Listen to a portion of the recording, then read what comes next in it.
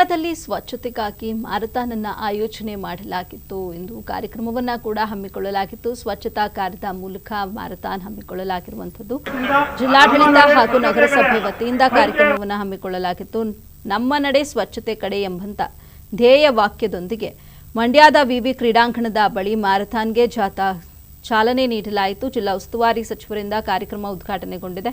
ಜನರಲ್ಲಿ ಸ್ವಚ್ಛತೆ ಅರಿವು ಮೂಡಿಸಲು ಮ್ಯಾರಥಾನ್ ಅನ್ನು ಆಯೋಜನೆ ಮಾಡಲಾಗಿತ್ತು. ಮ್ಯಾರಥಾನ್ ಓಟದಲ್ಲಿ ವಿವಿಧೆಡೆಯ ಸಾವಿರಾರು ಜನರು ಭಾಗಿಯಾಗಿದ್ದರು. ಹಾಗೆಯೇ ಕಾರ್ಯಕ್ರಮದಲ್ಲಿ ಚುಂಚಶ್ರೀ ನಿರ್ಮಲಾನಂದನಾಥ ಸ್ವಾಮೀಜಿ, ಸಚಿವ ಚಲವರಾಯಸ್ವಾಮಿ ಸೇರಿದಂತೆ ಹಲವರು ಭಾಗಿಯಾಗಿದ್ದರು.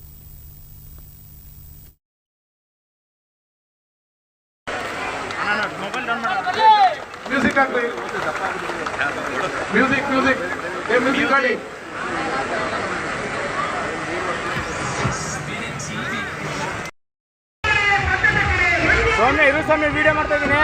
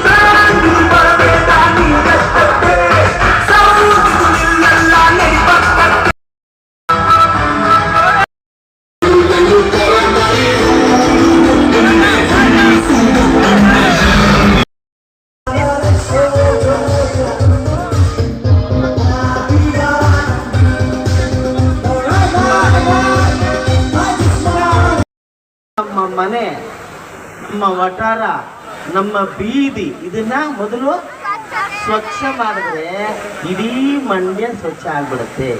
ಈಗ ಅದಕ್ಕೋಸ್ಕರ ನಾವೆಲ್ಲರೂ ದೃಢೀಕರಣ ಮಾಡಿ ಇಲ್ಲಿಂದ ಓಡಬೇಕು ನನ್ನ ಜೊತೆ. ಓಕೆ, ನಾನು ಮೈಸೂರು ತನಕ ಓಡ್ತೀನಿ, ಬರೋರು ನಿಮ್ಮದೇ ಬನ್ನಿ.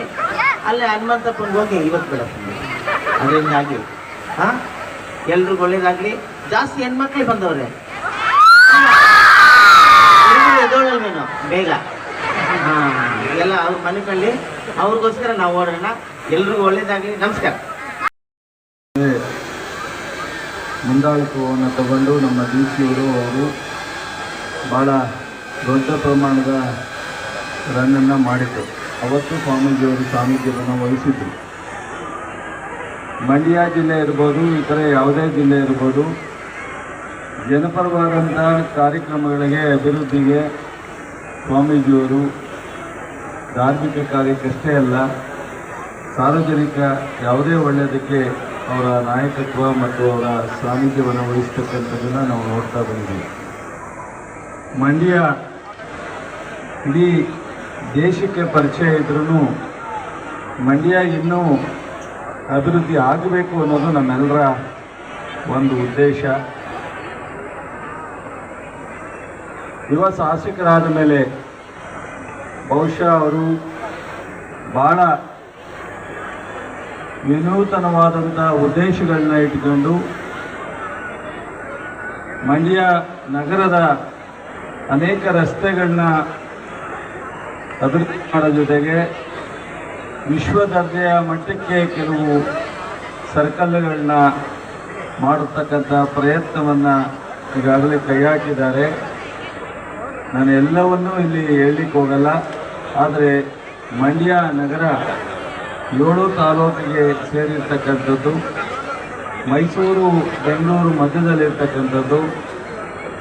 ಮಂಡ್ಯ ನಾವು ಮೈಸೂರು ಥರನೇ ಸಾಂಸ್ಕೃತಿಕ ನಗರ ಆಗಿದೆ ಮೈಸೂರು. ಅದೇ ರೀತಿ ಮಂಡ್ಯನ ಸಹ ಮುಂದೆ ಒಂದು ದಿವಸ ಸಂಪೂರ್ಣವಾದಂಥ ಅಭಿವೃದ್ಧಿಯನ್ನು ನಾವು ಕಾಣಬೇಕು ಅನ್ನೋ ಒಂದು ಉದ್ದೇಶವನ್ನು ಇಟ್ಕೊಂಡಿರ್ತಕ್ಕಂಥ ಒಂದು ಹೊಸ ಶಾಸಕರನ್ನ